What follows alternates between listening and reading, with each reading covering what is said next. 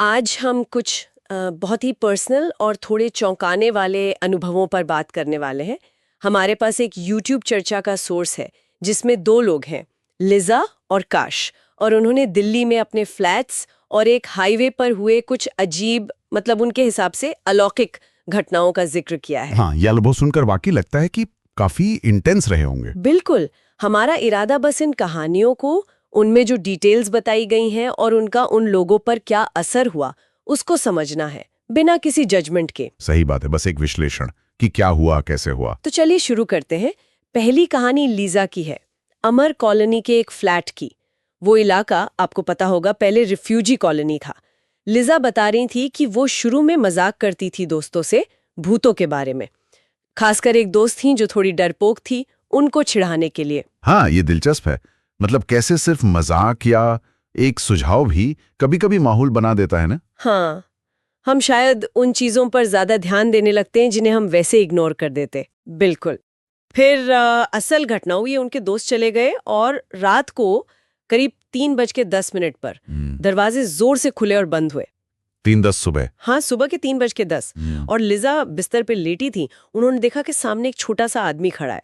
इतना सा बंदा, उन्होंने कहा। अच्छा। और उस आदमी ने कहा, उठ, तो हमेशा बुलाती है ना मुझे, सोचिए जरा। ओह, ये तो बहुत ही डरावना है। वो डर के मारे हिल भी नहीं पाई, रोने लगी। फिर आखिर में उन्होंने जय हनुमान बोला और बस वो बोलती ही दरवाजे फिर जोर से बंद हुए, वो आदमी गायब।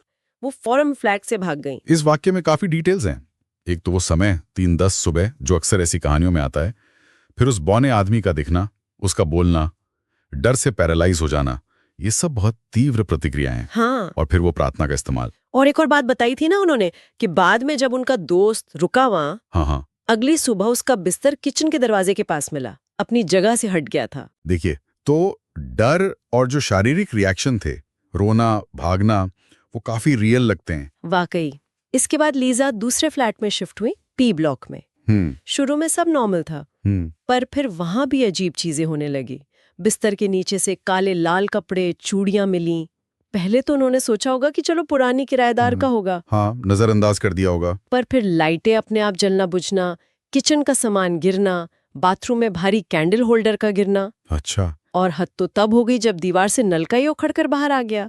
पूरे घर में पानी भर गया था। अरे बाप रे, नलका उखड़ गया। हाँ, इन घटनाओं को शायद मकान मालिक की जो चेतावनियां थी उनके साथ जोड़कर देखना चाहिए। वो बार बार कह रहे थे ना कि शराब मत पीना, नॉनवेज मत खाना। हाँ, तो क्या ऐसा हुआ कि ये चेतावनियां सुनने के बाद हर अजीब घटना को वो उसी लेंस से देखने लगी जिसे हम कंफर्मेशन बायस कहते हैं?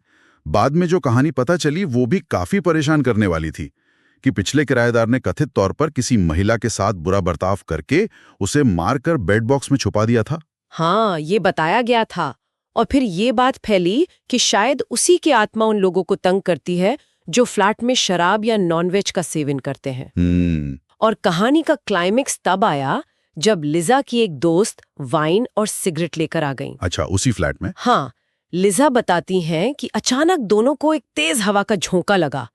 हवा आई, उन्होंने कहा, और फिर दोनों ने एक लड़की जैसी आकृति को तेजी से पास से गुजरते देखा। दोनों ने देखा एक साथ? हाँ, दोनों ने। बहुत डरावना था वो। बाद में मकान मालिक से पूछा तो उन्होंने पुरानी कहानी कंफर्म कर दी। यहाँ फिर से वो कनेक्शन दिखता है। स्पेसिफिक एक्शन, शराब, सिगरेट, और उसके तुरंत बाद कथित घटना। और इसका असर भी देखिए, दोनों महिलाओं को हेल्थ प्रॉब्लम्स हुई।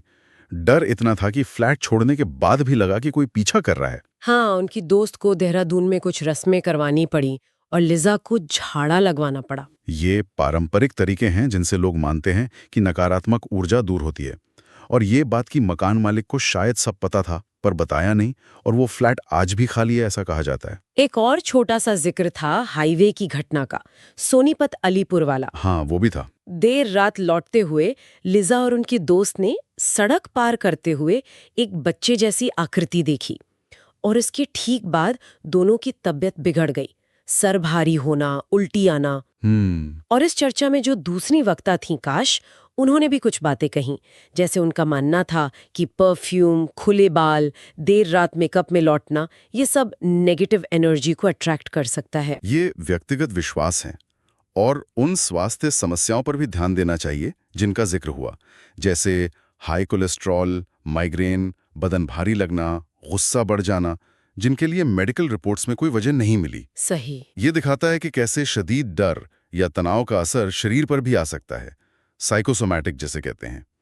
और ये विचार कि कुछ लोगों के सितारे कमजोर होते हैं या वो ज्यादा सेंसिटिव होते हैं ऐसी चीजों के लिए। तो इन सब किस्सों से क्या समझ आता है? ये बहुत ही विविड पर्सनल अनुभव है, अक्सर किसी खास जगह या काम से जुड़े हुए, हाँ, और इनका नतीजा गहरा डर और लंबे समय तक चलने वाला असर है, मेंटली भी और फिजिकली भी। बिल्कुल। इनको व्यक्तिगत अनुभवों की तरह ही देखना जरूरी है। पैटर्न तो दिखते हैं, जैसे खास ट्रिगर, शारीरिक और भावनात्मक प्रतिक्रियाएं, और ये सवाल कि इसमें विश्वास या डर की कितनी भूमिका है, बनाम ऐसी घटनाएं जिन्हें वो लोग एक्सप्लेन नहीं कर पा रहे थे। आखिर में बस एक विचार आता है मन में कि ये घटनाएं साइंटिफिकली रियल हैं या नहीं।